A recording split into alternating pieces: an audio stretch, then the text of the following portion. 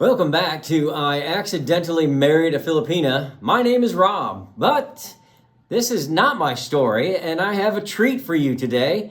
This is Gingin's story. Gingin is a Filipina. She wrote in and told her story, so I hope that you will follow along and enjoy Gingin's story.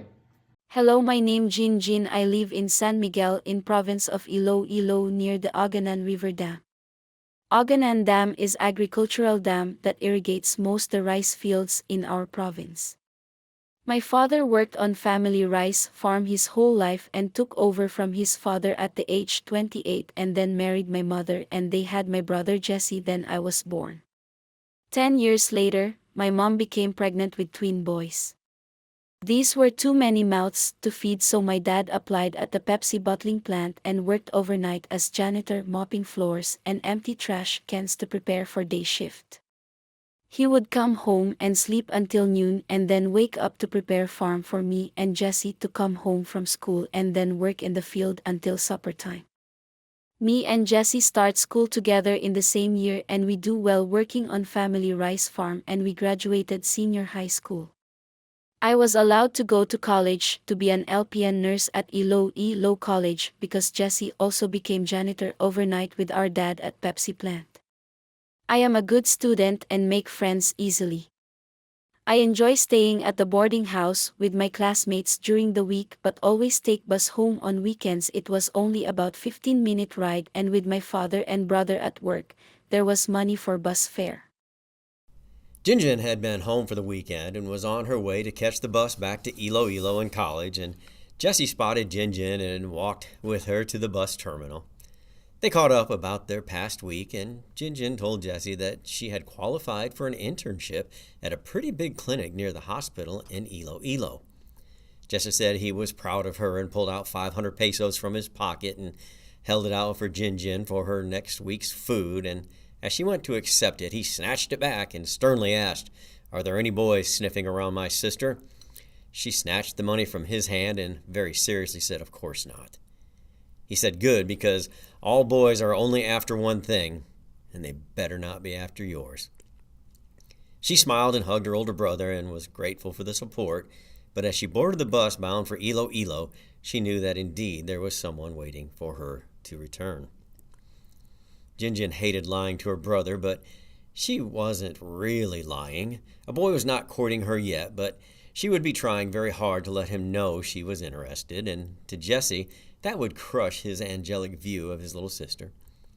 Gingin had been on group dates with boys and girls from her high school, but really nothing more than hand-holding and a quick peck goodbye. Gingin never really felt ready to move to adult dating, as everyone in her family was pretty traditional, including her. She knew the world around her was changing, and if she didn't get caught up to that world, she would be left behind. She felt more safe trying to exert her limited independence in Iloilo, as nobody from the barangay would be there to report their findings to her parents or her brother. Monday came and Gingin was ready to start her internship at the small OB/GYN clinic where she interviewed with the really cute doctor, and not only did she get the job, but her friend Lucy from college filled the second opening, so she was very excited to begin the last step in her training. Gingin liked nursing, but didn't want to work in an office that would have so many sick men in and out of the office all day. She felt women were gentler and quieter and would make for a better work environment. When she interviewed, she couldn't help but to keep staring at the young, handsome doctor. He couldn't have been more than 10 years her elder, and he looked every part of the well-dressed, rich professional he was. Gingin was always singled out in high school for being pretty. Although it made her shy, she had heard it enough to believe it. So as she entered work her first day, her hair was put up perfectly, and her makeup was not too heavy, but not too light either. She was sure the doctor would notice her over time and they would become husband and wife. She arrived at the same time as Lucy, and Dr. Tomosa smiled a good morning at them and asked them to report to the exam room. With the receptionist there, he briefed them on their day, and he would be double-checking them every step of the way until he felt comfortable with their work. The receptionist went back to the desk to answer the phone, and he asked Lucy to demonstrate how to take a blood pressure and count breathing. Then it was Gingin's turn, and Dr. Tomosa praised them for their good work. There was a waiting room with the receptionist and 2 exam rooms for seeing patients. Lucy was assigned one room and Gingin the other. They both were very careful to spotlessly clean their rooms after every patient and document their numbers precisely. They worked well with Dr. Tomosa, and he praised their hard work every day. Friday afternoon, Dr. Tomosa called both girls into Lucy's room and introduced them to a patient. He asked them to observe him giving a breast exam, as the patient was at high risk due to some swelling. Dr. Tomosa very professionally pushed and prodded the middle-aged mother of 4, and when he got to the second breast, his forehead furrowed and he pushed back and forth in the same spot as though something was not quite right. He sent her with a slip of paper up to the second floor for an x-ray and said he wanted to see her back Monday morning. Dr. Tomosa told the girls it could be something or it could be nothing, but we would know come Monday. This schedule went on for another 2 months, and Gingin had little time to go home, but was heading home after work this Friday for a long holiday weekend. Jessie was at the bus station when she arrived, and they walked home together. First words out of his mouth, "Any boys sniffing around my sister?" "Too many to count," retorted Gingin, and she laughed loudly as he took her seriously at first and balled up his fists. He calmed down and said, "Boys only want one thing, and it better not be your thing. Don't you worry, brother." Jessie escorted Gingin home and messaged his girlfriend Karen to meet him at the concrete bench on the other side of the concrete fence that separated the squatters area from the town proper. Jessie went to the squatters area every weekend when he didn't work, as he had 2 girlfriends that he had recently began dating. He kept them separate on separate days, and really their dates were nothing more than drinking Tandui rum and taking their clothes off, which is really kind of rich considering the speech he gives Gingin about boys only wanting one thing. This was Jesse's way to blow off steam after working 2 jobs all week and giving most of his money to his parents. This arrangement was beyond Jesse's wildest expectation. 2 nice-looking women with attributes that suited him, and best of all, no commitment. These girls were happy to give him a go every week and only expected Tandui and an occasional stop at a street vendor for some cheap food. No expensive trips to Jollibee or the mess of meeting the parents. This was perfect, he thought to himself. Monday morning came around, and Gingin was enjoying relaxing with her parents and 2 younger brothers, but couldn't help noticing how cramped the small house had become with 2 preteens running around. Still, there was nothing like family to make you feel loved and wanted. Gingin confided in her mom that she had a crush on her doctor, and although he sometimes noticed her or complimented her, he never really got close to asking her on a date. Her mother said these things take time, and if she keeps herself fresh every day and always works hard, these are the things a good man will notice and want to court her.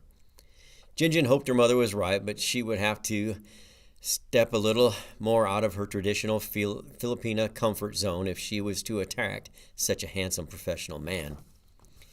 It is Monday night and a holiday night, so Jessie messages Karen early at dusk and meets him at the dividing wall. The usual events take place, but Karen does not want to party and only wants to talk to Jessie. Jessie already started drinking without her, so he verbally berates her, grabs her hair, and pushes her towards home because he did not have talking on his mind.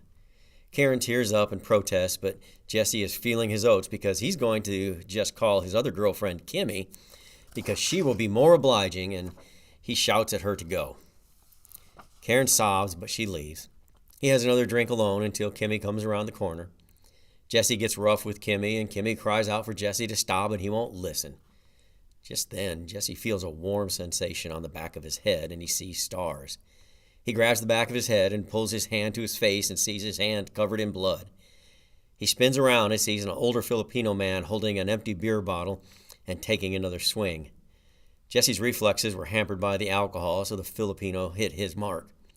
Jessie went down to one knee, and as he slowly got back up, he saw 2 things. Karen and Kimmy standing together sobbing, and a beer bottle crashing down. He moved to the side, and it grazed his eye and opened a huge cut under his eye. The bottle broke, and Jessie took his chance to run towards home. As he ran, he felt the chunk of skin that used to be his cheek flapping in the wind as he sprinted through the gate and into the house to grab a machete and run back into the yard where now stood the older Filipino man and his 2 daughters. Jesse didn't understand what all the ruckus was about. These girls obviously knew their way around. Why so much violence? Jesse's dad burst out the door and grabs the machete from Jesse and approached the other father and demanded an explanation. They were both yelling at each other as all 3 of their children looked to be in terrible shape. Both girls crying and tugging at their father's arms, and Jesse looking like he had just lost a 10-round boxing match with Manny Pacquiao.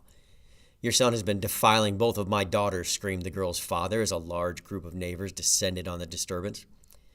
Jesse screamed to his dad, "We were just having fun," which enraged the older Filipino father. He grabbed the girls by the arms and dragged them up to Jesse's father and yelled loud enough for the whole crowd to hear. "They both bring shame on our family name." "We were just having fun," screamed Jesse. Their father shouted, "They are both your problem now," as he pushed them to Jesse's father. "They are both pregnant." Jesse fell to the ground as his father wielded a carefully placed fist, breaking Jesse's nose. Girls run to care for Jesse as he lay in the dirt yard, bleeding out as the girl's father turns and walks slowly out of sight towards the squatters' area.